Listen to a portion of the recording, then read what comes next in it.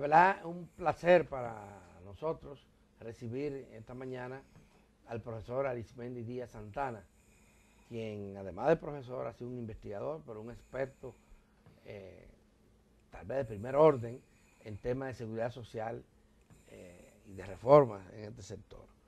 Ahora se está discutiendo una reforma de la reforma, profesor, en el Congreso Nacional, y me gustaría conocer de usted cuál es la percepción que tiene con relación a la aplicación de la Ley de Seguridad Social que usted tanto impulsó y que hoy en día es blanco de críticas muy profundas. Bueno, yo creo que es absolutamente necesaria la reforma, porque no tanto porque han pasado 20 años, sino porque el ideal de los congresistas y de la población en aquel entonces se ha desvirtuado bastante como para hacer necesario retomar, como tú dices, una reforma a la reforma. Creo que la comisión, ya nosotros participamos en una exposición en la comisión bicameral, me causó muy buena impresión. Ellos tienen la idea de primero recabar información de los diferentes sectores, luego organizarla y convocar entonces a vistas públicas. Eso es importante porque acuérdate que el fuerte de la ley que nosotros propiciamos, la ley 8701 que finalmente se aprobó, su gran virtud fue la capacidad de consulta y de escuchar a los diferentes sectores para tener una idea más clara del balance general de lo que aspiraba el país. Por eso es que es tan importante la ley.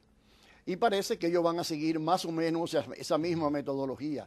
Y habrá oportunidad entonces de conocer, por ejemplo, lo que nosotros planteamos, que los otros sectores lo conozcan.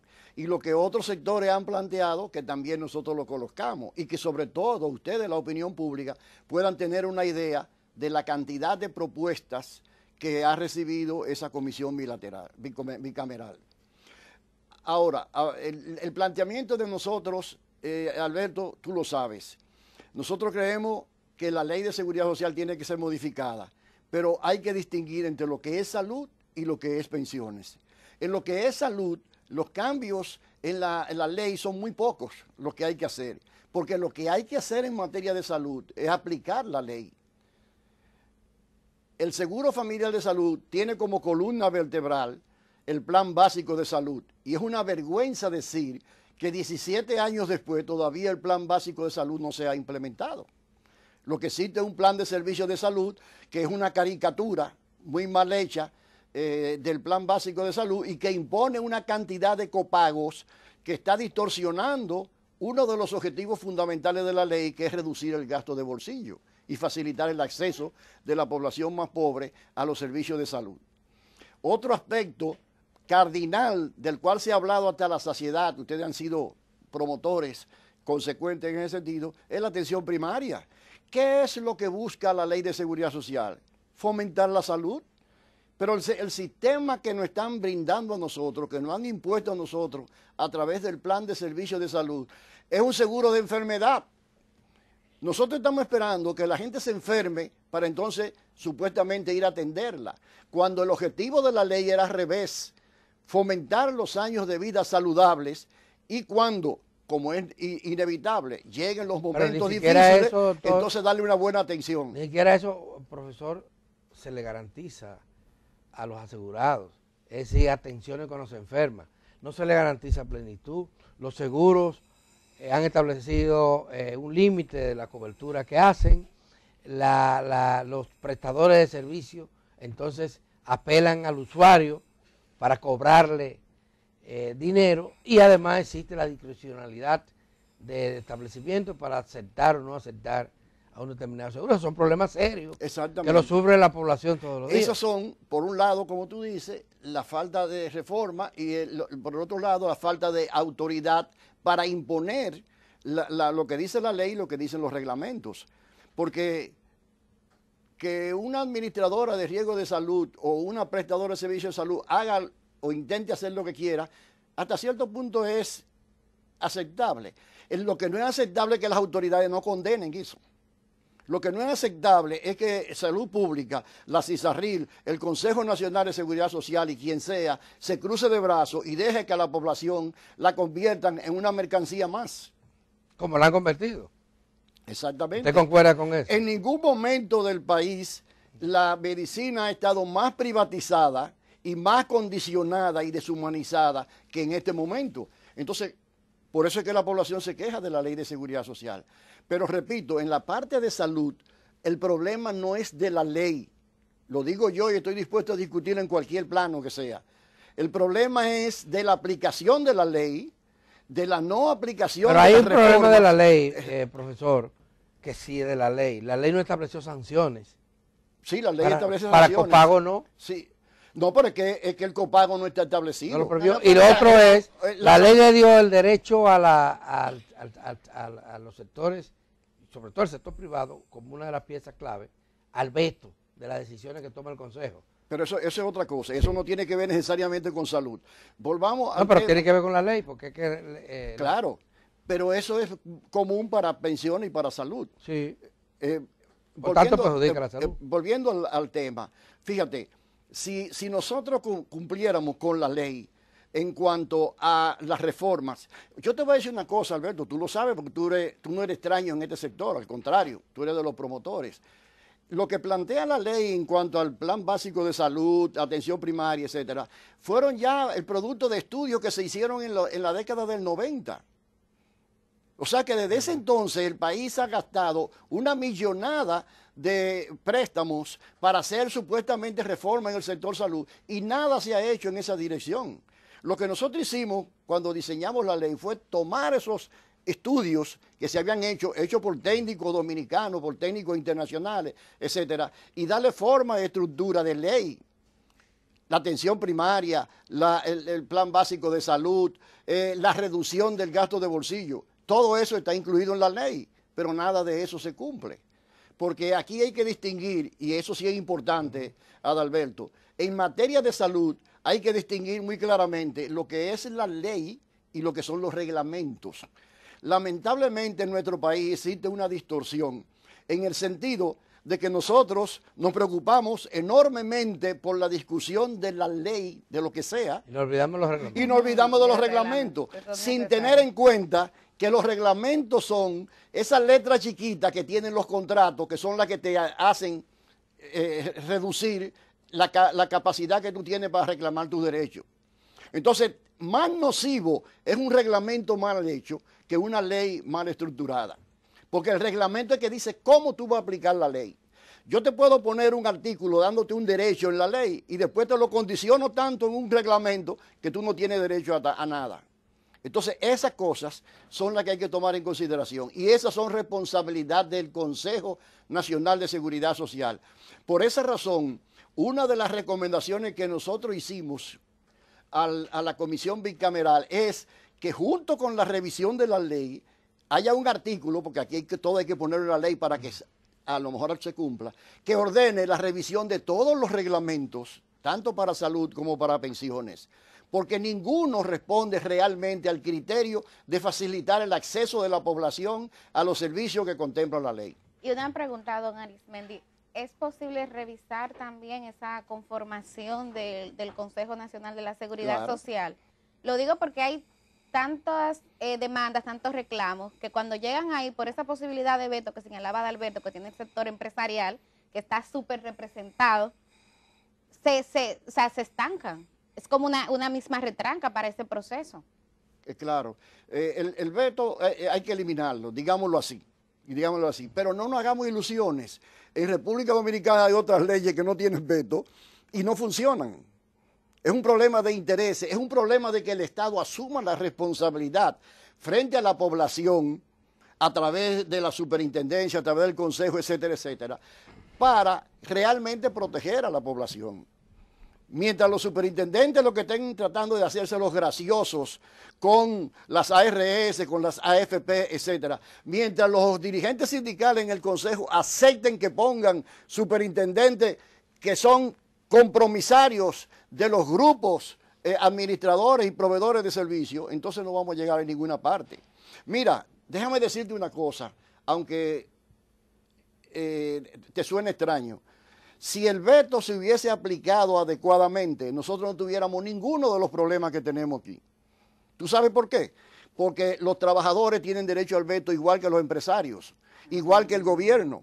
Yo te voy a poner un ejemplo. Esos reglamentos distorsionados, distorsionantes, unilaterales que se han aprobado, lo ha aprobado el movimiento sindical. Porque si el movimiento sindical se hubiera opuesto a esos reglamentos cuando llega al Consejo, esos reglamentos no estuvieran vigentes. De modo que, mira, si tú quieres que te lo presente, tiene que ver con el plan básico. Si tú quieres que te lo presente de otra manera, oye, los trabajadores tienen un poder increíble con el veto, porque nada se puede aprobar en el Consejo Nacional de Seguridad Social si por lo menos uno de los 3 representantes laborales levanta la mano. Si los 3 no la levantan, eso no va para ninguna parte. De modo que hay que pasar revista a ver qué es lo bueno y qué es lo malo, cuáles son las responsabilidades.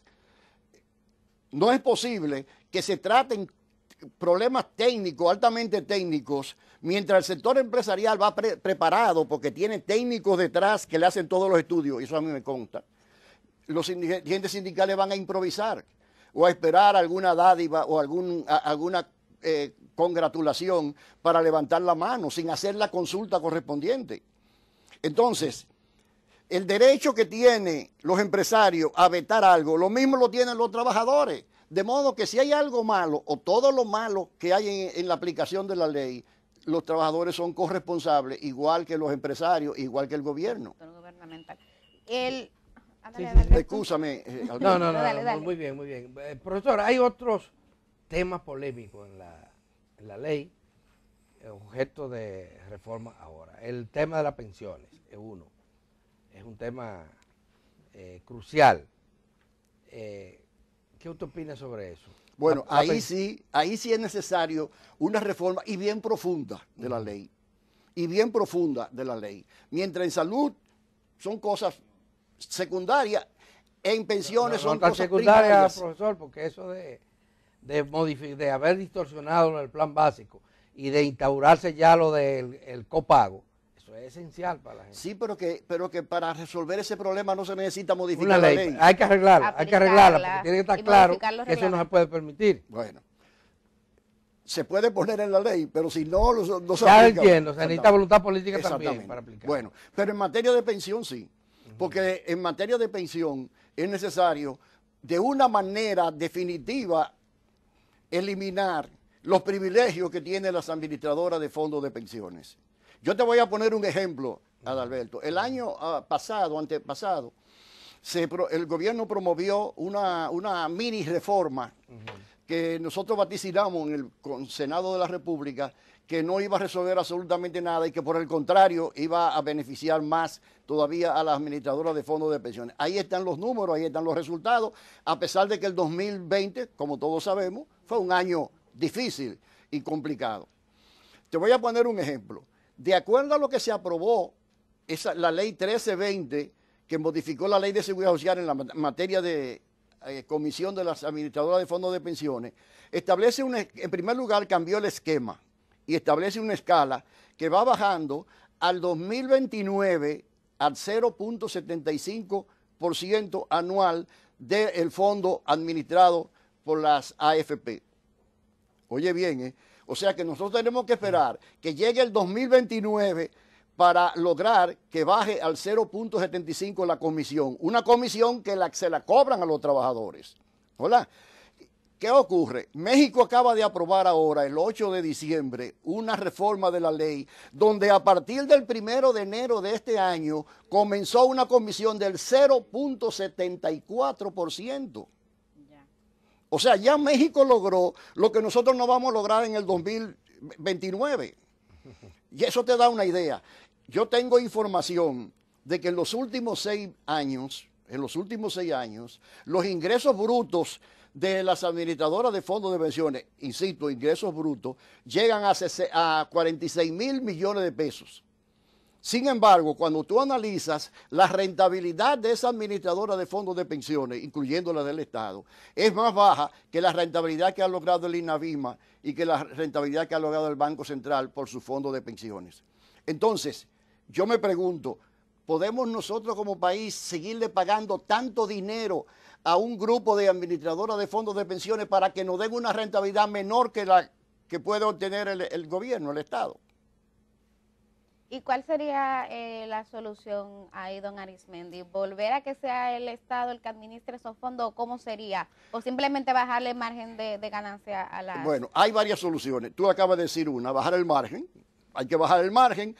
¿Qué hizo México? México hizo un estudio, una investigación y estableció, lo dice la ley, el promedio que predomina en América Latina, 0.54%. ¿no? Esa puede ser una opción.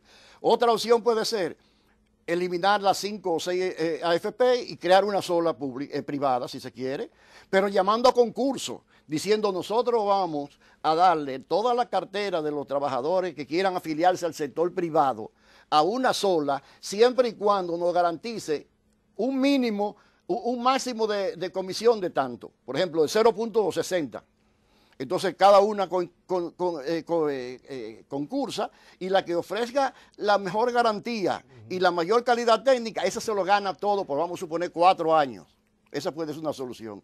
Y la tercera solución, más radical, es crear una institución pública. A pesar de que en el país una institución pública no es necesariamente garantía de eficiencia. Bueno, tampoco pero estamos en República Dominicana. Tampoco le han sido algunas privadas. Mira, una última pregunta, a ver si usted me puede responder en 30 segundos. Ya que usted es experto en este tema, don Arismendi, yo veo mucho desconocimiento y mucha confusión de parte de la población con el tema de si es útil el retiro del 30% de los fondos de pensiones, si le beneficia o no. A cada rato se hace tendencia ese tema en las redes sociales. O sea, la opinión de usted como experto sobre ese tema, ¿cuál es? Nosotros desde el primer momento dijimos que eso era contraproducente. En primer lugar, porque cuando se planteó para todo el mundo. Y ustedes saben que durante la pandemia, esta bendita pandemia, no todos los trabajadores quedaron cesantes. Entonces, ¿por qué darle a muchísimos trabajadores públicos, a la mayoría de los empleados privados que siguieron recibiendo sus salarios, por las razones que sea, siguieron recibiendo sus salarios, ¿por qué darle un 30%? Si el argumento es la crisis del COVID. Ahí hay una falla, ¿no, verdad? Lo segundo es que todavía se sigue planteando el tema. Bueno, en aquel entonces yo señalé que si se aplicaba esa propuesta, iba a entrar a la economía de golpe en 1 o 2 meses alrededor de 180.000 millones de pesos, donde no había una oferta de artículos, de bienes de primera necesidad, de enseres, etcétera, etcétera, para contrarrestar esa demanda. Entonces, si esa demanda es mucho mayor que la oferta que había en ese momento, ¿qué iba a pasar? La inflación iba a consumir, todos esos ahorros de los trabajadores lo iba a consumir, pero no solo de los trabajadores, esa va a ser una inflación general que a todos nosotros, los que no estamos involucrados en eso, también nos va a afectar. Y se va a romper totalmente la tradición de una estabilidad macroeconómica en el país. Deben haber algunas otras soluciones. Por ejemplo, en este momento, según el ministro de Trabajo, quedan algunos 80.000 trabajadores sin afiliarse. Bueno, a esos trabajadores se les puede conceder un préstamo blando. No se les se conceden a las empresas y se exoneran a muchísimas corporaciones de gastos de combustible, etcétera, etcétera. A los trabajadores se les puede buscar una solución de esa, pero a esos que son los que están pasando trabajo. Ya los otros se incorporaron al mundo económico. Finalmente, déjame ponerte este ejemplo.